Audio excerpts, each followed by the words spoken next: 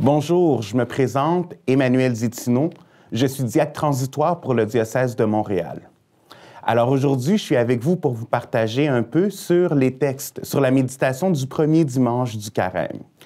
Le premier dimanche du Carême nous mène et nous introduit vers les tentations du Christ. Notre première tentation, ça serait de dire « Ah, je connais déjà ce texte-là, je sais déjà ce qui arrive. » Mais aujourd'hui, je vais vous partager et commencer avec le verset qui dit « Il ne mangea rien durant ces jours-là, et quand ce temps fut écoulé, il eut faim. » Avoir faim est un élément naturel chez l'être humain. Tout le monde a faim. Et puis cette faim, on l'entend souvent quand on dit « Si je ne mange pas, je ne vais pas fonctionner. Si je n'ai pas mon café, la journée va être difficile. » Donc, avoir faim, c'est ce manque qui nous déstabilise.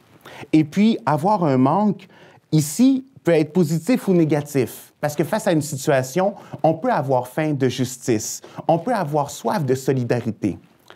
Mais ici, avec les tentations, le malin joue avec notre fragilité humaine. Et c'est là que l'Évangile nous amène à une réflexion. Nous nous retrouvons face aux tentations. Donc, à un besoin matériel immédiat que nous avons besoin. J'ai faim, je veux avoir du pain. Nous nous retrouvons avec la tentation, ici, le désir du pouvoir, de la reconnaissance humaine. Et finalement, le fait de défier Dieu. Défier Dieu pour faire notre propre volonté. Une volonté où on pense seulement à nous et on ne se concentre pas sur les autres, où on ne pense aucunement vers l'autre, mais juste à mes propres besoins, juste à ce que j'ai besoin. Et pour arriver à cela, Satan commence par une phrase bien simple. Il va dire « Si tu es le Fils de Dieu ». Et c'est là qu'on entre dans le doute. Entrer dans le doute de nos capacités. Entrer dans le doute de savoir si on est capable de faire le bien, d'être bon, d'être dans le beau. Le pape, dans son message du Carême de cette année, nous rappelle que lorsque nous oublions notre condition d'enfant de Dieu, nous mettons en acte des comportements destructeurs envers les autres et envers soi-même.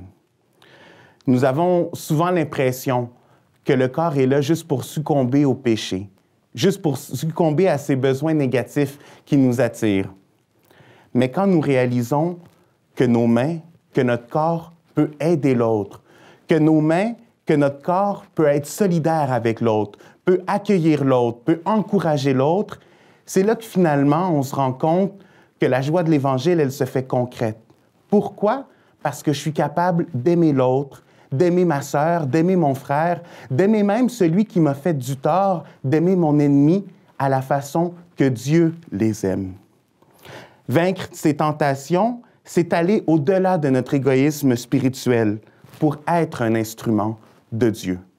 Et c'est ce que dans ce Carême 2019, je vous souhaite d'avoir un temps propice pour que chacun de nous, on puisse se reconnaître comme instrument de Dieu.